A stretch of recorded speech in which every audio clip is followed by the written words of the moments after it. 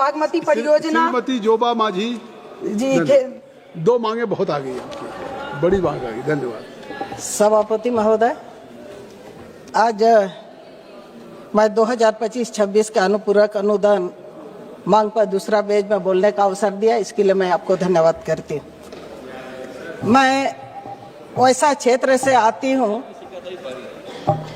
जो मेरे संसदीय क्षेत्र सरंडा जंगल पहाड़ क्षेत्र से आती हूँ, इसलिए मैं सबसे पहले तो अपने संसदीय क्षेत्र के जनता को मैं आभार व्यक्त करती हूँ और अपनी बातों को शुरू करती हूँ कि अभी अनुपूरक बजट के जब हम लोग इस पे चर्चा करते हैं, सबसे पहले तो प्रधानमंत्री आवास योजना के तहत जो ग्रामीण क्षेत्र के लाभुकों को देने का काम कर रही है भारत सरकार, सभापति महोदय, अब उसका राशि जो बहुत कम होता है और काफी दूर है और उसको लेकर के उस राशि से प्रधानमंत्री आवास पूर्ण नहीं होने की वजह से घर अधूरा ही रह जाता है।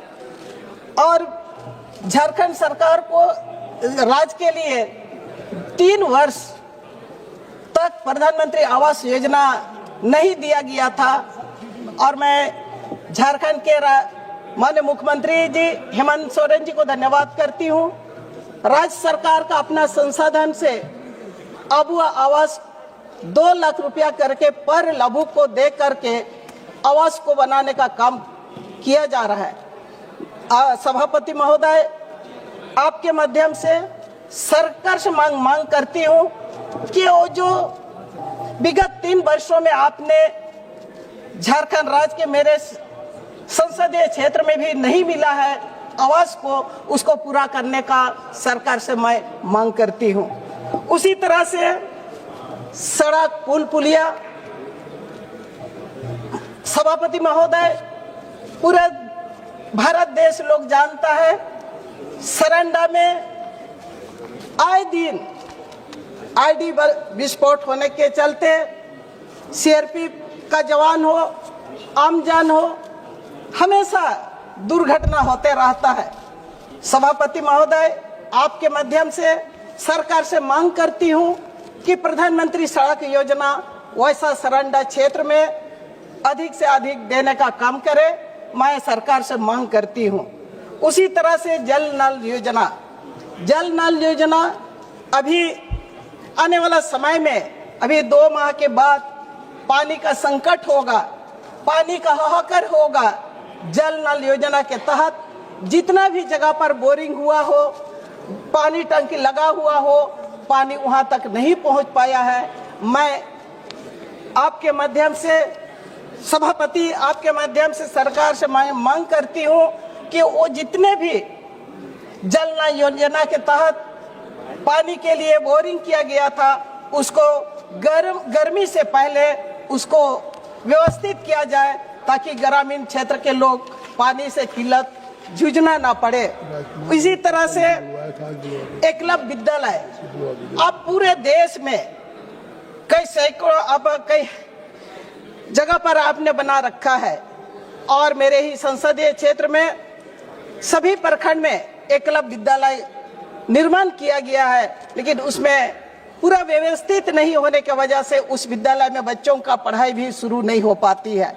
सभापति महोदय, आपके माध्यम से सरकार से उसके बारे में मांग करती हूँ। विद्यालय भवन बन चुका है, शिक्षक की अभाव है, वहाँ पर रसोई के अभाव है, सारा चीजों को आप पूर्ण रूप से उसको पूरा करें और विद्यालय को सही रूप से जनजातीय क्षेत्र का विद्यालय संचालन हो, मैं आपके माध्यम से मांग करती हूँ। इसी तरह से हमारा माजी जी समाप्त करें।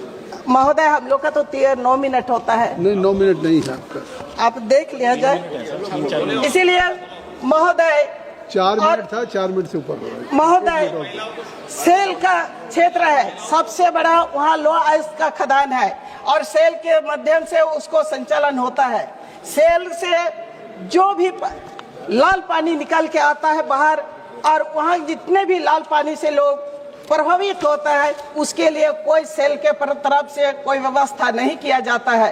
इसलिए सभापति महोदय, मैं सरकार से मांग करती हूं, सेल आपका भारत सरकार का उपक्रम है, आप वहां के जनता के लिए शुद्ध पानी देने के लिए भी काम करें। बात समझ और करें। इसी तरह से रेल के बारे में तो आपने सोमवार को कहने को कहा है, फिर भी मैं थोड़ा सा रेल को भी कहना चाहूंगी कि भारत देश का चक्रधरपुर रेल मंडल से राजस्व से अपना तीसरा स्थान पर देते हैं, उसके बावजूद भी हम चक्रधरपुर रेल मंडल से किसी भी प्रकार का सुख सुविधा नहीं दिया जाता है। आपकी बात इसलिए मैं धन्यवाद। आपको धन्यवाद करती हूँ। श्री अब्दुल रशीद साहब, अब्दुल रशीद।